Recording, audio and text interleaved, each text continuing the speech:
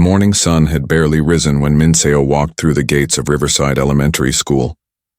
Her clothes were clean but old, with small patches on the sleeves that she had sewn herself. Her hands looked rough and red from all the cleaning work she did every day. She carried a small lunch bag for her son, Jae-won, who was 8 years old and in the 3rd grade. Minseo worked 3 different jobs to pay for their small apartment and put food on the table. In the morning, she cleaned office buildings before most people woke up. In the afternoon, she washed dishes at a restaurant downtown. At night, she sometimes took extra cleaning jobs at hotels. She was always tired, but she never complained. Everything she did was for Jae-won. The other parents at the school drop-off area barely looked at her. They wore expensive clothes and drove shiny new cars. They talked loudly about their weekend plans and their vacation homes. Minseo always stood quietly to the side, waiting for Jae-won to go inside. She never joined their conversations. They never invited her to join anyway. Some of the mothers whispered when they saw her. They noticed her worn shoes and her tired eyes. They saw how she rushed away after drop-off, probably late for one of her jobs. To them, she was just another struggling single mother who didn't belong in their world. Minseo heard their whispers but pretended not to notice. She had more important things to worry about. Jae-won was a special child. His teachers always said he was the smartest student they had ever taught. He understood math problems that were meant for children much older than him. He loved science and asked questions that even surprised his teacher. But Jae-won never showed off or bragged about his abilities. He was quiet and kind, just like his mother taught him to be. His teacher, Ms. Patterson, often talked about Jae-won in the staff meetings. She told the other teachers how he finished his work before everyone else, then helped other students who were struggling. She said he had a gift for explaining difficult things in simple ways. The principal, Mr. Davidson, nodded when he heard these reports, but he never paid much attention. There were many good students at Riverside Elementary. Mr. Davidson was more interested in the students whose parents donated money to the school. He remembered their names and always smiled when he saw them. He attended the fancy fundraising dinners that the wealthy parents organized. He knew which families could help the school get new computers or a better playground. Minseo's name never came up in those conversations. The school secretary kept a list of parents who never came to PTA meetings. Minseo's name was on that list. She also kept track of which students were sometimes late to school. Jae-won's name appeared there too, usually on days when Minseo's morning cleaning job ran late. The secretary showed this list to Mr. Davidson during their weekly meetings. He shook his head but did nothing about it. He assumed these parents simply didn't care enough about their children's education. One afternoon in early October, Ms. Patterson made an exciting announcement to her class. The school was hosting a big STEM competition for all 3rd and 4th graders. STEM stood for science, technology, engineering, and math. Students could create any project they wanted that showed one of these subjects. The winning student would get a trophy and a $500 prize. 2nd and 3rd place would also get smaller prizes and certificates. The classroom erupted with excitement. Children raised their hands with ideas for robots, volcanoes, solar systems, and computer programs. Ms. Patterson handed out permission slips that needed parent signatures. She explained that the fair would be in 6 weeks, giving everyone plenty of time to prepare. Jae-won's eyes lit up when he heard about the competition. He already had an idea forming in his mind. He wanted to build a water filtration system that could clean dirty water using simple materials. He had read about how many people in the world didn't have clean water to drink. He wanted to show how science could help solve real problems. That evening, Jae-won told his mother about the competition. They sat at their small kitchen table eating rice and vegetables for dinner. Their apartment was tiny but very clean. Minseo didn't have money for fancy furniture, but she made sure everything was neat and organized. "Mom, can I enter the science fair?" Jae-won asked, his voice full of hope. "I have a really good idea for a project." Minseo looked at her son's excited face. She was exhausted from working since 4 in the morning, but she smiled. "Tell me about your idea," she said. Jae-won explained his water filtration project. He talked about using sand, gravel, and charcoal to clean water. His eyes sparkled as he described how it would work. Minseo listened carefully to every word. She didn't understand all the science, but she understood that this project meant everything to her son. "How much will the materials cost?" she asked quietly. Jae-won had thought about this. "Maybe $30 or $40, he said. "I looked up the prices online at school." Minseo did quick math in her head. That was almost all the extra money she had saved this month. She had been planning to buy Jaewon new shoes because his current ones had holes in the bottom. But she saw how much this competition meant to him. "We can do it," she said firmly. "We'll use materials from my cleaning jobs when we can. I see lots of containers and things that people throw away. We'll be creative." Jaewon jumped up and hugged his mother. "Thank you, Mom. I'll work really hard. I'll make you proud." "You always make me proud," Min-seo said softly, holding him close. Over the next few weeks, Min-seo and Jaewon worked on the project together. She brought home plastic bottles, tubes, and containers from her cleaning jobs. They bought sand and gravel from a garden store. Jaewon saved his lunch money for 3 days to help buy the charcoal filter. They worked at the kitchen table every night after Min-seo came home from her jobs. Min-seo watched her son work with amazement. He measured everything carefully and took notes in a small notebook. He tested the water filtration system again and again, making small improvements each time. Even though she was tired, Min-seo stayed up late helping him. She held materials steady while he assembled them. She asked questions that helped him think through problems. At school, the other children talked about their projects. Many of them had parents who bought expensive kits from toy stores or science shops. Some hired tutors to help with the difficult parts. One girl's father, who was an engineer, was practically building her project for her. The children brought in photographs showing their progress with fancy equipment and professional-looking displays. Jaewon never talked about his project with the other students. He worked quietly and didn't compare himself to anyone. But some of the children saw his simple materials and laughed. They said his project looked like trash. Jaewon ignored them and kept working. Ms. Patterson noticed the difference between the projects. Some students had clearly spent hundreds of dollars on supplies. Others, like Jaewon, were working with basic materials and creativity. She wanted to say something about fairness, but she knew the reality. The school depended on donations from wealthy parents. She couldn't risk offending them. Min-seo started taking extra cleaning shifts to buy the few supplies they still needed. She wanted Jaewon to have everything necessary to make his project work perfectly. Some nights she only slept 3 or 4 hours. Her hands became even more rough and sore. But when she saw Jaewon's happy face as they worked together, every bit of tiredness disappeared. The day before the fair, Jaewon's project was finally complete. The water filtration system worked beautifully. He could pour dirty brown water into the top, and clean, clear water came out the bottom. He had created a poster board explaining the science behind it using simple words and drawings. Everything was ready. Min-seo looked at her son's project and felt a strange mix of pride and worry. She was proud of how hard he had worked and how clever his design was, but she worried that the judges would only see the cheap materials and recycled containers. She worried they would compare it to the expensive projects and think less of Jaewon's work. That night, as she tucked Jaewon into bed, she held his hand. "Remember," she said gently, "winning isn't the most important thing. What matters is that you learned and worked hard. You created something that could really help people. That's what science is about." Jaewon nodded sleepily. "I know, Mom, but I still hope the judges like it." "They will," Min-seo said, though she wasn't sure she believed it. "Now sleep. Tomorrow is a big day." As she turned off the light, Min-seo said a quiet prayer. She prayed that her son would be judged fairly. She prayed that people would see his intelligence and creativity, instead of just seeing their old clothes and simple materials. Deep in her heart, though, she knew the world didn't always work that way. She had learned that lesson many times before. The morning of the STEM fair arrived with bright sunshine. The school gymnasium had been transformed into a science exhibition hall. Long tables lined the walls, each one holding a student's project. Colorful posters hung above the displays. Parents filled the room, cameras ready to capture their children's moments of glory. Jaewon arrived early with his mother to set up his display. Min-seo had requested the morning off from her cleaning job, which meant she would lose pay for those hours.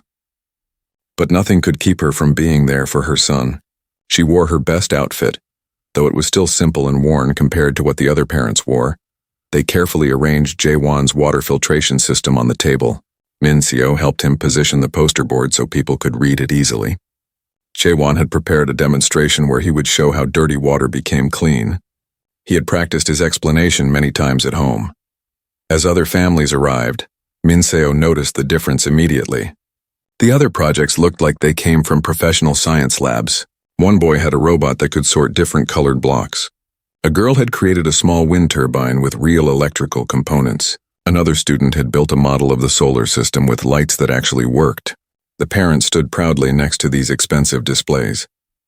Mrs. Blackwell arrived with her daughter, Soo-jin. Mrs. Blackwell was the richest parent in the school. She wore a designer dress and jewelry that sparkled under the gym lights. Her husband owned several car dealerships in the city.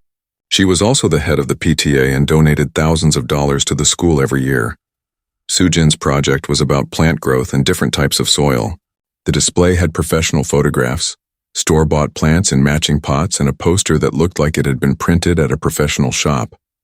Mrs. Blackwell had clearly spent a lot of money on it.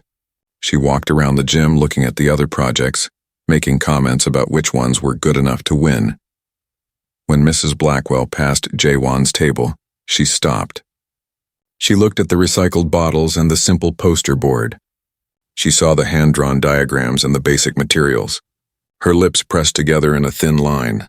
She leaned over to another parent and whispered something. They both glanced at Jae-won and his mother, then looked away quickly. Min-seo saw the exchange but said nothing. She had dealt with people like Mrs. Blackwell before. She knew that some people judged others by their clothes and their money instead of their character or intelligence. She placed her hand gently on Jae-won's shoulder, giving him a reassuring squeeze. The judging began at 10 o'clock. 3 judges walked from table to table asking questions and taking notes. One judge was a science teacher from the high school. Another was a local engineer. The third was Dr. Park, a member of the school board who had a background in education research. They spent several minutes at each display, listening carefully to the students' explanations. When the judges reached Jae-won's table, he stood up straight and smiled. He explained his project clearly and confidently. He showed them how the different layers of sand, gravel, and charcoal each played a role in filtering the water. He poured murky brown water into the top of his system, and clean water dripped out the bottom into a clear container. Dr. Park leaned in closer, examining the design carefully. He asked Jae-won several questions about why he chose certain materials and how he solved problems during the building process. Jae-won answered every question thoughtfully. He explained that he wanted to create something that could help people in areas without clean water, using materials they could find easily. The engineer judge nodded with approval. She said that the principle behind Jae-won's project was exactly what real water treatment plants used, just on a much larger scale. She seemed impressed that an 8-year-old understood such practical applications of science. Min-seo stood quietly nearby, her heart swelling with pride. She saw the judges' positive reactions and felt hope rising in her chest. Maybe her son would be recognized for his hard work and intelligence after all. The judges moved on to other tables. They spent a long time at Soo-jin's display, with Mrs. Blackwell talking almost more than her daughter. They admired the professional quality of everything. Mrs. Blackwell made sure to mention how much time and effort had gone into the project, though everyone suspected she meant how much money had been spent. After all the judging was complete, the judges stepped outside to discuss their decisions. The students and parents waited nervously in the gymnasium. Children ran around excitedly. Parents took photographs and talked among themselves. Min-seo stood near the back of the room, feeling out of place among the well-dressed crowd. 30 minutes later, Principal Davidson walked to the front of the gymnasium with a microphone. The judges stood beside him, holding envelopes with the winners' names. Everyone quieted down and the children rushed back to their tables. "Thank you all for coming to our first annual STEM fair," Mr. Davidson said with a big smile. "We've seen such wonderful projects today. Our students have shown amazing creativity and scientific thinking." He opened the first envelope. "Third place goes to Marcus Chen for his project on magnetic fields." Everyone clapped as Marcus walked up to receive his certificate and small trophy. His parents took many photographs. "Second place," Mr. Davidson continued, opening the next envelope. He paused for a moment, looking at the name. "Second place goes to Jae-won Kang for his water filtration system." The gymnasium filled with applause.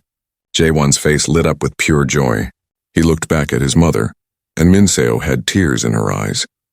She nodded at him, encouraging him to go forward. Jae-won walked to the front and shook hands with the judges. Dr. Park smiled warmly. at him and said something that made Jaewon smile even bigger.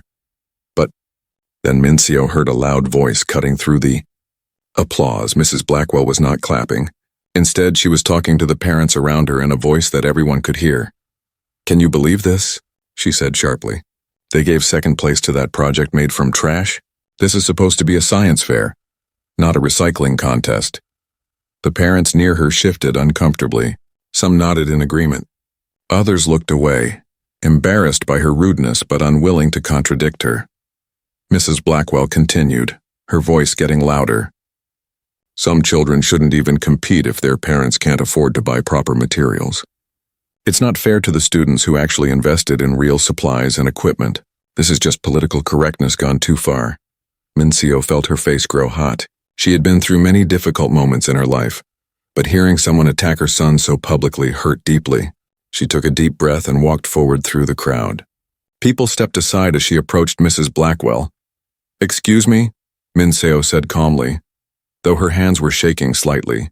"I'm Jaewon's mother." Mrs. Blackwell turned and looked Min Seo up and down with barely hidden contempt. "Oh, yes, I thought you might be." "I couldn't help but hear your comments," Min Seo continued, keeping her voice steady and polite. "My son worked very hard on his project. He used recycled materials because we wanted to show that science doesn't require expensive equipment. Real innovation often comes from solving problems with limited resources. That's what engineers and scientists do all over the world." Mrs. Blackwell laughed, a sharp sound without humor. "That's a nice speech, but let's be honest. You used cheap materials because that's all you could afford. Don't pretend it was some grand educational choice. Maybe instead of entering competitions you can't properly participate in, you should focus on getting a real job. Then your son could have the same opportunities as other children." The gymnasium had gone completely quiet. Everyone was watching the confrontation.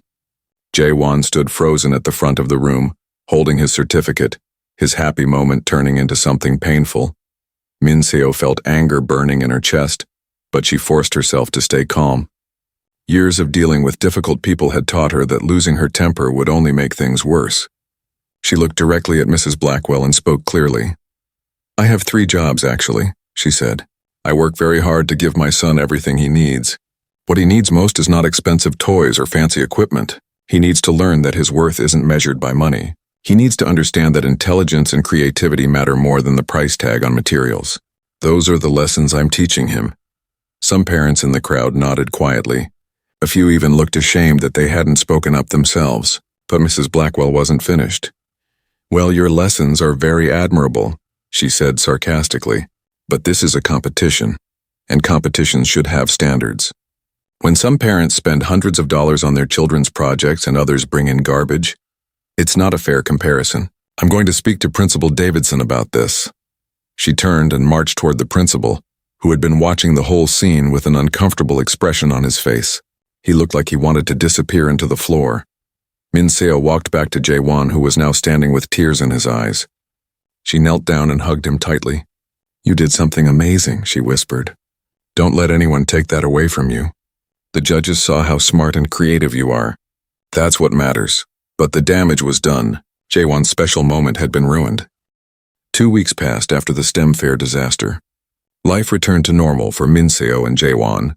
She continued working her 3 jobs and he went to school every day. But something had changed. Jaewon was quieter than before. He still did his homework and got perfect scores on tests, but the spark in his eyes had dimmed a little. Min Seo noticed the change. At night, when they sat at their small kitchen table, she would try to cheer him up with stories or jokes. Sometimes it worked and he would smile. Other times he just pushed his food around his plate and stayed quiet. She knew he was thinking about the science fair and what Mrs. Blackwell had said. At school, Miss Patterson also noticed that Jaewon seemed sad. She tried to talk to him about it, but he just said he was fine. She mentioned her concerns to Principal Davidson during their weekly meeting, but he had his own problems. The scene at the STEM fair had created divisions among the parents. Some were angry at Mrs. Blackwell for being rude. Others supported her and thought the judging had been unfair. Mr. Davidson spent most of his time trying to keep the peace. One morning, Mr. Davidson received an unusual phone call. It was from Dr. Park, the school board member who had been one of the judges at the STEM fair. Dr. Park said he needed to meet with the principal urgently. Mr. Davidson felt nervous. He wondered if he was in trouble for how he handled the competition. When Dr. Park arrived at the school, he carried a folder full of papers. He sat down in Mr. Davidson's office and got straight to the point. "I need to know everything you know about J1's mother," Dr. Park said. "Her full name, where she works, how long she's been in this area. Any information you have." Mr. Davidson felt confused. "May I ask why?" he said. Dr. Park leaned back in his chair. "I recognized her from the science fair. Or at least I think I did. But the person I'm thinking of wouldn't be working cleaning jobs and living in poverty. I need to confirm whether I'm right or if it's just a coincidence." "I don't have much information," Mr. Davidson admitted. He pulled out Jaewon's enrollment file from his computer. "Her name is Min-seo Kang. She listed 3 employers on the emergency contact form: a cleaning company, a restaurant, and a hotel. She lives on the east side of town. That's about all I know. She never comes to parent meetings or school events. Well, except for the science fair." Dr. Park wrote down the information. His face had a strange expression, like he was trying to solve a difficult puzzle. "And you've never had any other interactions with her? She's never mentioned her educational background or previous work?" "No," Mr. Davidson said. "To be honest, I always assumed she was just another struggling single parent. We have quite a few at this school." Dr. Park stood up to leave. "Thank you for the information. Please don't mention this conversation to anyone. I need to verify something first."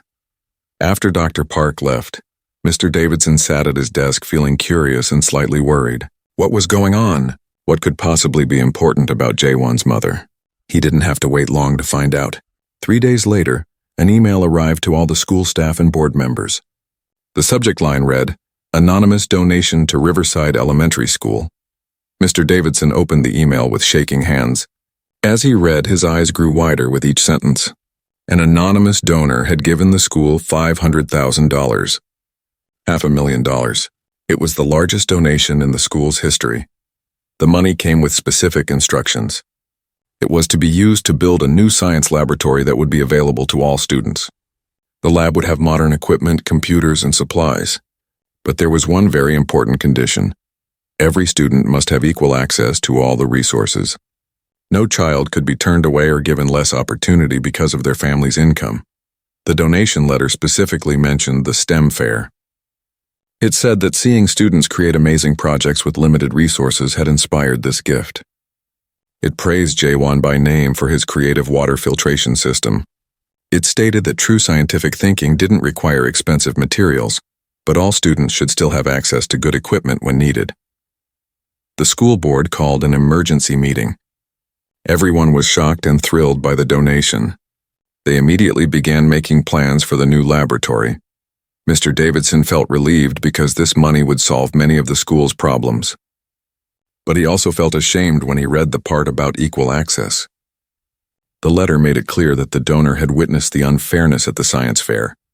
At the same time, something bigger was happening in the education world. The government had announced a new policy about standardized testing. Schools that didn't meet certain score requirements would lose funding and might even be shut down. Riverside Elementary was right on the border. Their scores were not quite good enough to be safe. Mr. Davidson panicked. He called meetings with teachers. He researched different teaching methods. He reached out to educational consultants asking for help. Most of them wanted to charge thousands of dollars that the school didn't have. He felt desperate and overwhelmed. Then Dr. Park contacted him again. "I found someone who can help the school," he said on the phone. "One of the nation's top educational experts has agreed to work with Riverside Elementary. She specializes in improving schools that serve diverse populations, and she's willing to do it for free." Mr. Davidson couldn't believe his luck. "That's incredible. When can she start? What's her name?" "Her name is Dr. Min-seo Kang," Dr. Park said. "The meeting is scheduled for next Tuesday at 2 o'clock in the conference room. The whole school board will be there." Mr. Davidson wrote down the information. The name sounded familiar, but he couldn't quite place why. He was just grateful that help was coming. The following Tuesday arrived. Mr. Davidson dressed in his best suit. He wanted to make a good impression on the famous expert who was coming to help them. The school board members arrived early and sat around the large conference table. Everyone looked nervous but hopeful. At exactly 2 o'clock, the conference room door opened. Dr. Park walked in smiling. Behind him came a woman in a professional dark blue suit. She carried a briefcase and walked with quiet confidence. Mr. Davidson looked up at her and felt his whole body freeze. His mouth fell open. He couldn't breathe. Standing in front of him, looking completely different but definitely the same person, was Jaewon's mother. Min Seo walked to the head of the table and set down her briefcase. She looked directly at Mr. Davidson, and a small smile played at the corner of her mouth. She could see the shock and confusion on his face. "Good afternoon, everyone," she said in a clear, professional voice. "My name is Dr. Min Seo Kang. I have a doctorate in educational psychology from Columbia University. For the past 15 years, I've worked as a senior policy advisor for the Department of Education. I've published 2 books on educational inequality and have helped reform school systems in 12 different states." The school board members murmured among themselves. Mrs. Blackwell, who was sitting near the back, leaned forward with a frown on her face. She recognized Min Seo too. "Wait a minute," Mrs. Blackwell said loudly. "This is some kind of joke, right? This woman is a cleaning lady. I've seen her at the school looking like a homeless person." Dr. Park stood up. "Dr. Kang is one of the most respected educational researchers in the country. I've known her professionally for over 10 years, and what you've seen is exactly what she wanted you to see." Min Seo opened her briefcase and pulled out a thick folder. "For the past year," she explained calmly, "I've been conducting undercover research. I wanted to understand the real experiences of working-class families in our public school system. I took jobs as a cleaner and dishwasher. I enrolled my son in Riverside Elementary. I lived like thousands of other struggling parents live, because you can't truly understand a problem unless you experience it yourself." Mr. Davidson felt like he was in a dream, no, a nightmare. He remembered every interaction with Min Seo. He remembered barely noticing her at school events.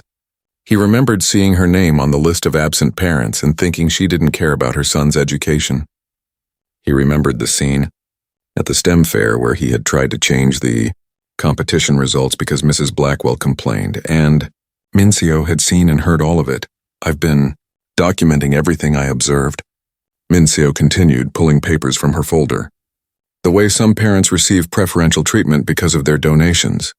The way teachers unconsciously give more attention to children from wealthy families. The way school resources are distributed unequally. The subtle and not so subtle discrimination against students from low-income backgrounds." She placed a document on the table. "This is a detailed report of my findings. It includes specific examples, dates, and the names of people involved. The data shows a clear pattern of systemic bias throughout this school." Mrs. Blackwell stood up angrily. "This is entrapment. You can't spy on people like this." "It's not spying," Dr. Park said firmly. "It's research." Dr. Kang never lied when directly asked questions. People simply made assumptions based on her appearance and occupation. Those assumptions revealed a lot about their own biases. Min Seo clicked a button on her laptop, and the screen on the wall came to life. It showed graphs, charts, and statistics. She walked through her findings methodically. The conference room stayed quiet for a long moment after Min Seo finished speaking. The school board members looked at each other, unsure what to say. Some seemed angry about the deception. Others looked thoughtful. A few appeared genuinely ashamed. Mrs. Blackwell broke the silence. "This is outrageous," she declared. "You come in here and accuse us all of discrimination based on your little undercover game? I demand that you be banned from this school. My daughter shouldn't have to attend the same school as someone who would spy on families like this." "Your daughter is already being hurt by the current system," Min Seo responded calmly. "Children who grow up in environments where money equals worth develop unhealthy attitudes. They learn that people who have less deserve less. That's not the kind of education any child should receive." Mr. Davidson cleared his throat nervously. He felt attacked, but he also couldn't deny what Min Seo had shown them. Still, his pride was wounded. He had worked at Riverside Elementary for 8 years. He thought he was a good principal. Hearing that he had failed so badly hurt deeply.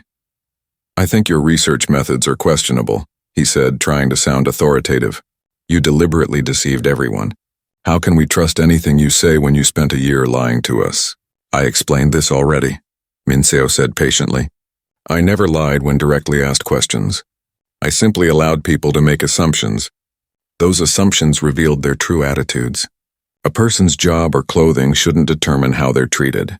The fact that it did is exactly the problem I was studying. One of the board members, a retired teacher named Mr. Wilson, spoke up. "I've been thinking about what you showed us. Some of it is hard to hear, but I recognize the truth in it. I've seen those patterns myself over the years. I just never thought to question them because that's how things have always been done." Mrs. Blackwell turned on him. "Don't tell me you're taking her side. She's attacking our school and everyone in it." "No," Mr. Wilson said firmly. "She's pointing out problems that we need to fix. There's a difference between attacking and offering constructive criticism. If we can't handle honest feedback, how can we expect our students to learn and grow?" Another board member, Ms. Rodriguez, nodded in agreement. "I have to admit I felt uncomfortable watching that video from the science fair. The way that child was treated, the way his mother was spoken to, it wasn't right. We all saw it happen and most of us said nothing. Because we were afraid of losing donations," Mr. Davidson muttered, then looked surprised that he had said it out loud. Mincio looked at him with an expression that was stern but not unkind. "That's the core of the problem, isn't it? This school has become dependent on money from wealthy families. That dependency creates power dynamics where those families can influence decisions. When a parent threatens to withdraw donations, the school backs down, even when that parent is clearly wrong." Mr. Davidson felt defensive again. "Easy for you to say. You clearly have plenty of money yourself. Try running a school with a tight budget. Try keeping programs running when the government keeps cutting education funding. Sometimes we have to make compromises." "I understand budget pressures," Mincio said. "That's why I've spent my career working on education policy.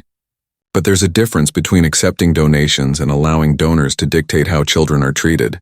You changed the results of a competition because a wealthy parent complained. You taught every child watching that fairness. Doesn't matter if you have enough money."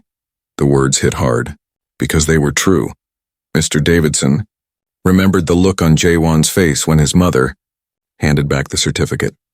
He remembered feeling relieved when they left because it ended the confrontation. He had been more worried about managing angry parents than about protecting a child who had been publicly humiliated. "So what exactly do you want?" Mrs. Blackwell demanded. "You want us to just accept your report and do whatever you tell us to do?" "I want you to make real changes," Mincio said. "Not because I'm forcing you, but because it's the right thing to do. I want every child at this school to receive equal treatment, regardless of their family's income. I want teachers trained to recognize their own unconscious biases. I want school resources distributed based on need, not based on whose parents donate the most." She pulled out another document from her briefcase. "I've prepared a list of specific recommendations. They're based on proven methods that have worked in other schools. Some are simple and cost nothing to implement. Others require more effort but will create lasting change." Dr. Park took the document and began reading it. His eyebrows rose with interest. "These recommendations are quite comprehensive," he said. "Everything from teacher training to changes in discipline policies to restructuring how PTA funds are used. It's a complete system overhaul. Half measures don't work," Mincio explained. "If you only fix one or two things, the underlying problems remain. Real change requires looking at the entire system and addressing issues at every level." Mr. Davidson reached for the document, and Dr. Park passed it to him. As he read through it, he felt overwhelmed. These changes would affect everything about how the school operated. They would require work from every teacher and administrator. They would definitely upset some of the wealthy parents who were used to special treatment. "This is too much," he said, shaking his head. "We can't possibly implement all of this." "Why not?" Mincio asked directly. "Because it's difficult? Because some parents will complain? Or because it challenges the way things have always been done?" "Because it's not realistic," Mr. Davidson said, feeling frustrated. "You don't understand the daily pressures of running a school. You come in here with your fancy degree and your research, but you don't know what it's like to manage teachers and parents and budgets and all the problems that come up every single day." Mincio's eyes flashed with something that might have been anger, though her voice stayed calm. "I spent a year working 3 jobs, sleeping 4 hours a night, worrying about how to pay rent and buy food. I experienced what thousands of families in this district experience every day. I know exactly what daily pressure feels like. Don't tell me I don't understand reality." Mr. Davidson felt his face grow red. She was right, and he knew it. He had been making excuses because change was hard and uncomfortable. He had been thinking about his own convenience rather than what was best for students. Mrs. Blackwell stood up dramatically. "I've heard enough of this. I'm calling for a vote right now. Either this woman and her ridiculous demands are rejected, or I'm withdrawing all my family's donations and removing my daughter from this school. And I know several other families who will do the same. It was a direct threat and everyone in the room knew it. Mrs. Blackwell donated nearly $50,000 a year to Riverside Elementary. If she left and took other wealthy families with her, it would create a serious financial problem for the school. The board members looked at each other nervously. Several of them clearly wanted to side with Mrs. Blackwell. They didn't want to lose that money or deal with angry wealthy parents, but others looked uncomfortable with giving in to threats. Minseo stood up and gathered her papers. "Let me make this simple for you," she said. "If this board votes to reject these recommendations, I will publish my research next week. It will appear in education journals, newspapers, and online. The story of how Riverside Elementary systematically discriminates against low-income students will become national news. The video from the STEM fair will go viral on social media." She looked directly at Mrs. Blackwell. "Your threat to withdraw $50,000 will seem very small compared to the reputation damage the school will suffer. Enrollment will drop. Property values in this school district will fall. The school might even face federal investigation for civil rights violations." Mrs. Blackwell's face turned pale. "You're blackmailing us." "No," Minseo said firmly. "I'm giving you a choice. Change voluntarily and use this as an opportunity to become a model school that others can learn from, or refuse to change and face the consequences when the truth becomes public. Either way, these problems will be addressed."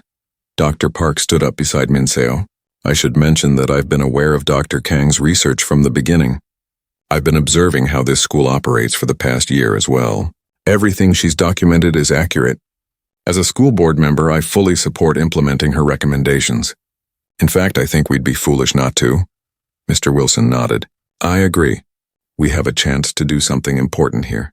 We can become a school that truly serves all students equally. That should be our goal anyway, regardless of whether Dr. Kang threatens to publish her research." "But what about the parents who will be unhappy?" another board member asked. "What about the families who might leave?" "Let them leave," Ms. Rodriguez said with surprising firmness. "If parents can't accept treating all children fairly, maybe they shouldn't be part of this school community. We'll survive without their donations. We have a $500,000 grant now. That gives us breathing room to make changes." The discussion continued for another hour. Board members debated, argued, and asked questions. Mr. Davidson stayed mostly quiet, thinking about everything that had been said. He thought about Jae-won's face at the science fair. The weeks following the school board meeting brought huge changes to Riverside Elementary. Word spread quickly about Dr. Kang's true identity and her research. Some parents were shocked. Others were angry. A few admitted they felt embarrassed by how they had treated her when they thought she was just a cleaning lady. Mrs. Blackwell kept her promise and withdrew her daughter from the school. She also pulled all her donations and convinced 3 other wealthy families to do the same. They enrolled their children in a private school across town. Mrs. Blackwell gave interviews to local news stations, claiming that Riverside Elementary had become hostile to successful families. But something unexpected happened. For every family that left, 2 new families requested to enroll. Parents from all over the district heard about the changes happening at the school. They heard about equal treatment for all students and about the new science laboratory being built. They wanted their children to attend a school that valued fairness over money. The local newspaper ran a story about Minseo's research. The headline read, "Education expert goes undercover to expose school inequality." The article explained her year-long investigation and the changes now being implemented. The story was picked up by news outlets across the state and then across the country. Suddenly, Riverside Elementary was famous. Dr. Park called special meetings with all the teachers. He explained the new policies and expectations. Some teachers were excited about the changes. They had always felt uncomfortable with the inequality, but hadn't known how to address it. Now they had clear guidelines and support from the administration. Other teachers felt defensive. They didn't like being told they had unconscious biases. They insisted they treated all students fairly already. Minseo offered to conduct training workshops, and Dr. Park made attendance mandatory for all staff. Principal Davidson was put on administrative review. This meant he could keep his job, but the school board would be watching him carefully. He had to meet with Dr. Park every week to discuss his progress. At first he felt angry about this. He thought it was humiliating to be monitored like a child. But he also knew he had no choice if he wanted to keep his position. The first training workshop was difficult for Mr. Davidson. He sat in the back of the room with his arms crossed, feeling defensive. Min Seo stood at the front, speaking calmly about how unconscious bias works. She explained that good people could still make biased decisions without realizing it. She showed research about how poverty affects children and how schools often make things worse instead of better. At one point, she played a recording of a phone call. It was Mr. Davidson's voice from 3 months earlier, speaking to a parent about classroom placement. In the call, he automatically placed the child of a major donor in the advanced class without checking test scores. Then he spoke to another parent whose child had better test scores but came from a poor family. He suggested the child might be happier in the regular class where there would be less pressure, hearing. His own voice making those decisions based on money, rather than merit, made Mr. Davidson feel sick to his stomach. He hadn't even realized he was doing it at the time. It had seemed natural to help the donor's child, and to make assumptions about what the poor child could handle. After the workshop, Dr. Park asked Mr. Davidson to stay. They sat together in the empty room. "This is hard for you," Dr. Park said. It wasn't a question. "Yes," Mr. Davidson admitted. "I thought I was a good principal. I thought I was helping students. Seeing how wrong I was about everything is painful." "You're not alone," Dr. Park said gently. "I went through something similar 10 years ago. I was running a school district, and we had a scandal involving discrimination against minority students. I didn't think I was part of the problem. I thought I was one of the good guys. But when investigators looked closely, they found patterns in my decisions too. Patterns I never saw." He leaned forward. "The question isn't whether you made mistakes. Everyone makes mistakes. The question is what you do after you become aware of them. Do you get defensive and keep doing things the same way? Or do you genuinely try to change?" Mr. Davidson thought about this. "How did you change?" he asked. "It wasn't easy," Dr. Park said honestly. "I had to admit I was wrong, which hurt my pride. I had to examine every decision I made and question my own thinking. I had to listen to people who criticized me even when it was uncomfortable. But eventually I became a better educator because of it. The scandal that almost ended my career became the best thing that ever happened to me professionally." "Did people forgive you?" Mr. Davidson asked quietly. "Some did, some didn't. But what mattered most was that I forgave myself while also holding myself accountable. You can't change the past, but you can change the future." That conversation stayed with Mr. Davidson for days. Slowly, his attitude began to shift. Instead of feeling attacked by Min Seo's research, he started to see it as an opportunity. Instead of resisting the changes, he started to embrace them. He asked Min Seo if she would personally mentor him. He expected her to say no, given how he had treated her and Jae-won. But she agreed immediately. They met twice a week at a coffee shop near the school. Min Seo taught him how to recognize bias in his own thinking. She shared strategies that had worked in other schools. She was patient but also direct.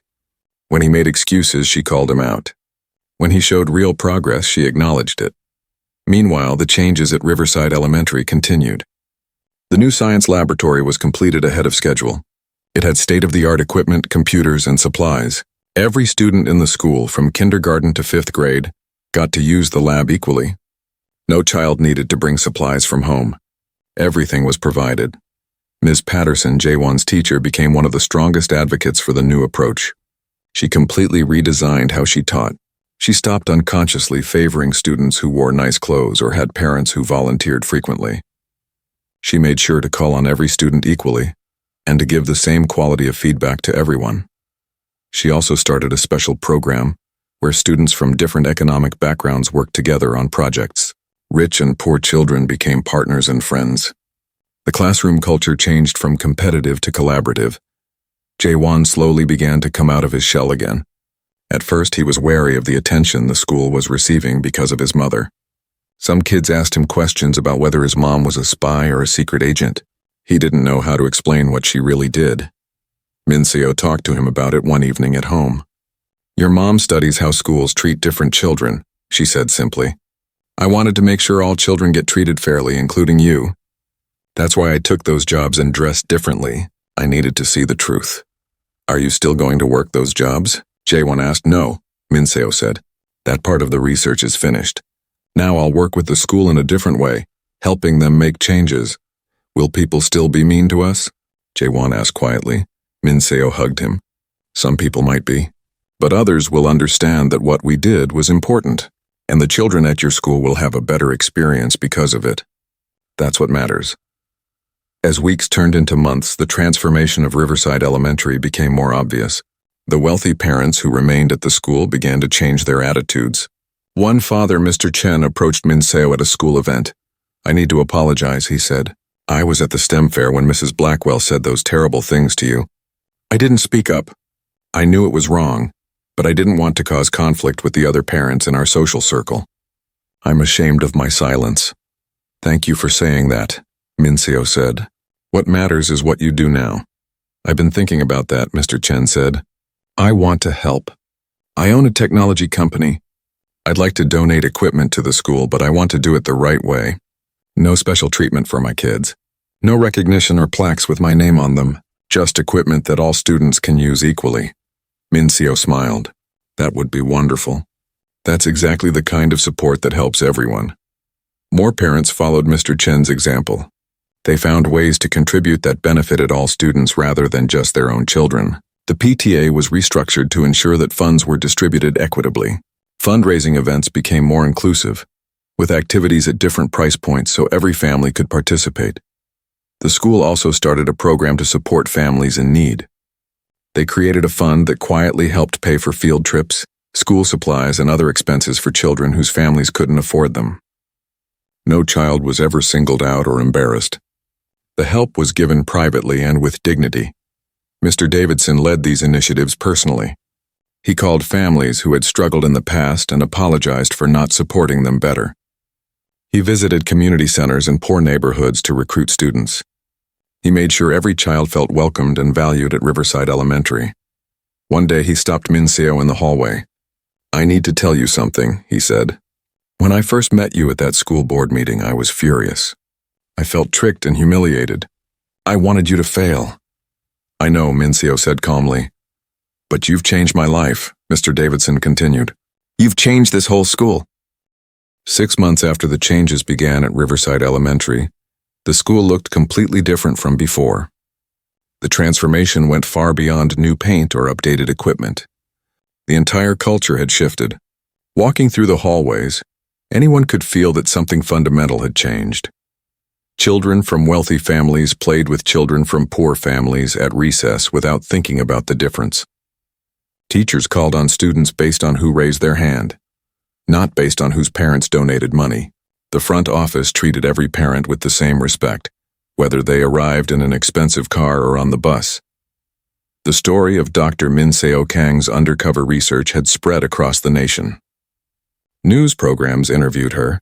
Education journals published articles about her methods. Her book about the experience became a bestseller within weeks of release. On the cover was a simple photograph of a worn pair of work gloves next to a university diploma, representing the two worlds she had lived in during her research year.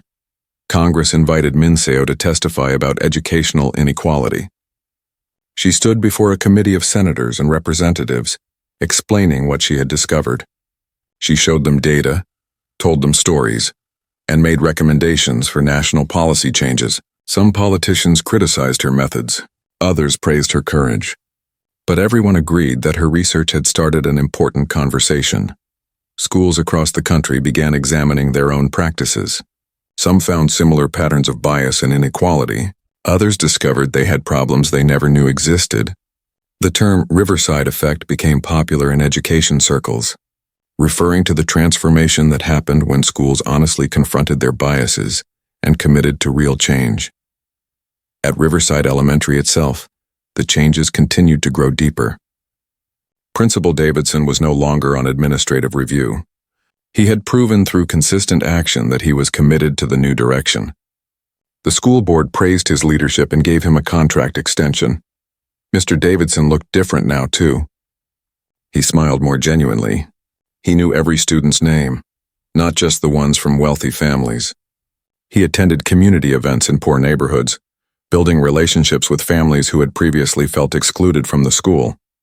Teachers noticed that he made decisions based on what was best for students, rather than what would keep donors happy. One morning, Mr. Davidson stood at the school entrance greeting students as they arrived. He gave high fives to some kids and helped others carry heavy backpacks. A car pulled up that he recognized. It was Mrs. Blackwell. She got out of the car slowly, looking uncertain. Her daughter, Sujin, stood beside her. They walked toward Mr. Davidson, and he could see that Mrs. Blackwell had been crying. "Principal Davidson," she said quietly, "could I speak with you for a moment?" "Of course," he said gently. "Let's go to my office." They sat down, and Mrs. Blackwell struggled to find words. Finally, she said, "Sujin has been miserable at her new school. The private academy we moved her to is very competitive and cold. She has no friends. She cries every morning before school. She keeps asking to come back here." Mr. Davidson listened without judgment. "But more than that," Mrs. Blackwell continued, "I've been doing a lot of thinking. I've read Dr. Kang's book. I've watched interviews with her. And I've had to face some very uncomfortable truths about myself." She looked down at her hands. "I was cruel to her and her son. I said terrible things based on how they looked and what I assumed about them. I taught my daughter that people with less money are worth less as human beings. What kind of mother does that?" "We all make mistakes," Mr. Davidson said. "I made plenty of them myself. What matters is what we do after we recognize our mistakes." "I want to apologize," Mrs. Blackwell said. "To Dr. Kang, to Jaewon, to you, to everyone I hurt with my attitude and actions. And I want to ask if Sujin can come back to Riverside Elementary, not because I expect special treatment. I know I don't deserve any favors, but because this is where she was happy and this is where she belongs." Mr. Davidson thought about it. "That decision isn't mine alone to make. But if you're genuinely ready to be part of our community with the right attitude, I think we could work something out. However, I need you to understand that things are different now. There are no special privileges for anyone. All students are treated equally." "I understand," Mrs. Blackwell said. "That's exactly what I want for my daughter. I want her to grow up in an environment that values people for who they are, not for what they have." Later that day, Mr. Davidson contacted Min Seo and told her about the conversation. Min Seo agreed to meet with Mrs. Blackwell. It was an awkward meeting at first, but Mrs. Blackwell's apology was genuine and heartfelt. She cried as she explained how much she regretted her behavior at the science fair. "I can't imagine how much pain I caused you and your son," Mrs. Blackwell said. "You were working 3 jobs, exhausted and struggling, and I looked down on you. I said you needed to get a real job when you were already working harder than I've ever worked in my life. I'm so deeply sorry." Min Seo accepted the apology, though she was clear about her expectations. "Apologies are important, but they need to be followed by changed behavior. If Sujin returns to Riverside Elementary, you'll need to demonstrate through your actions that you've truly changed. That means supporting the school's equity initiatives. It means treating all parents and students with respect, regardless of their economic status. It means examining your own biases and working to overcome them." "I will," Mrs. Blackwell promised. "I want to be better. I want to do better." Sujin returned to Riverside Elementary the following week. The other students welcomed her back warmly. Jaewon, showing the kind and forgiving nature his mother had taught him, even helped her catch up on what she had missed in math class. The 2 children who had been positioned as rivals at the science fair became friends. Mrs. Blackwell kept her word. She volunteered in classrooms with students from all backgrounds. She tutored children who were struggling with reading, including many from low-income families. She attended workshops on unconscious bias and privilege. She became genuinely committed to the changes at the school. More remarkably, she used her social connections to bring other wealthy families around. She called former friends who had left the school and told them about the transformation. She explained how wrong she had been and how much better the school had become. Some dismissed her. Others listened. A few families returned. The school's reputation continued to grow. Property values in the district increased because families wanted to live near such a highly rated school. The waiting list for enrollment grew longer every month. Riverside Elementary had become one of the most sought-after public schools in the entire state. Min Seo gradually reduced her direct involvement, though she remained a consultant and visited regularly. She gave the school staff the tools and training they needed to sustain the changes on their own. Her focus shifted to helping other schools across the country implement similar reforms, but she never forgot where it all started. Riverside Elementary would always hold a special place in her heart. It was where she had done the hardest work of her career. It was where her son had suffered, but also learned resilience and compassion. It was where ordinary people had proven capable of extraordinary change when given the right motivation and support. One afternoon in late spring, the school held a special assembly. Students, teachers, parents, and community members filled the gymnasium. Mr. Davidson stood at the microphone to make an announcement. "We're here today to celebrate something important," he said. "1 year ago, this school was struggling. We had problems we didn't even know existed. We were failing many of our students without realizing it. Then someone had the courage to show us the truth." He gestured to where Minseo sat in the audience. Dr. Kang could have simply written a report about problems in public education. Instead, she lived those problems. She experienced firsthand what struggling families face every day. She showed us uncomfortable truths about ourselves. And then instead of just criticizing us, she helped us change. The gymnasium erupted in applause. Students stood and clapped. Teachers cheered. Even parents who had initially resisted the changes joined in the appreciation. "But today isn't about Dr. Kang alone," Mr. Davidson continued. "It's about all of us. Every teacher who examined their own biases and changed their teaching methods. Every parent who welcomed change instead of resisting it. Every student who embraced classmates from different backgrounds. We did this together." He pulled out an official-looking document. "I'm proud to announce that Riverside Elementary has been named a National Blue Ribbon School for Educational Excellence and Equity. This award recognizes schools that have achieved outstanding results while serving diverse student populations. We're one of only 20 schools in the entire country to receive this honor this year." More applause filled the gymnasium. Students high-fived each other. Teachers hugged. Parents wiped away tears of pride. After the ceremony, Minseo stood outside talking with parents and community members. Many thanked her for what she had done. She graciously accepted their thanks but always redirected credit to the people who had done the daily work of changing the school. Jaewon ran up to his mother, his face glowing with happiness.